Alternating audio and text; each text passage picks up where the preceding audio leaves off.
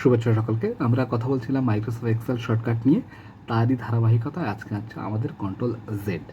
ctrl+Z হচ্ছে আমরা সর্বশেষ যে কাজটি করব সেটা যদি আমরা বাতিল করে দিতে চাই। যেমন আমি এইখানে যে সেলটি আছে আমি এই সেলটিকে কালার করে দিই, আমি সেলটিকে হলুদ কালার করে দিলাম। আমি এখানে লিখেছি 777 লেখা আছে, এখানে যদি আমি কোনো কারণে লিখি কে কে কে কে এরকম লিখে ফেললাম, না এই কাজটা আমার ভুল হয়ে গেছে। সর্বশেষ যে কাজটি আমি করেছি এই যে 77-এর পরিবর্তে কে কে যে লিখেছি এটাকে বাতিল করব। তখন আমরা ctrl+Z যদি প্রেস করি তাহলে দেখুন আমাদের সেই 777 কিন্তু অপশনটা চলে এসেছে।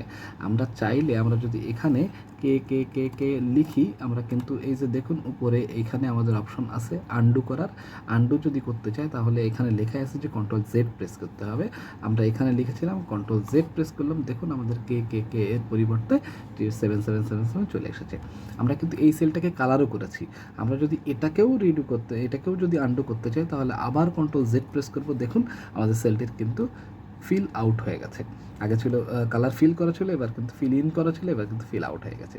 তাহলে আপনারা খুব সহজে শিখে গেলেন কীভাবে মাইক্রোসফট এক্সেলে ctrl+Z ব্যবহার করতে হয়। আর একই সাথে আমাদের কন্ট্রোলের সাথে প্রত্যেকটি লেটার দিয়ে আমরা চেষ্টা করেছিলাম এ থেকে জেড পর্যন্ত কমপ্লিট করার। আজকে হচ্ছে এ থেকে জেড পর্যন্ত শেষ হলো। আমরা নেক্সট দিন থেকে শুরু করব ctrl+0, ctrl+1, ctrl+2। সকলকে সাথে থাকার জন্য অসংখ্য ধন্যবাদ। ভালো থাকবেন।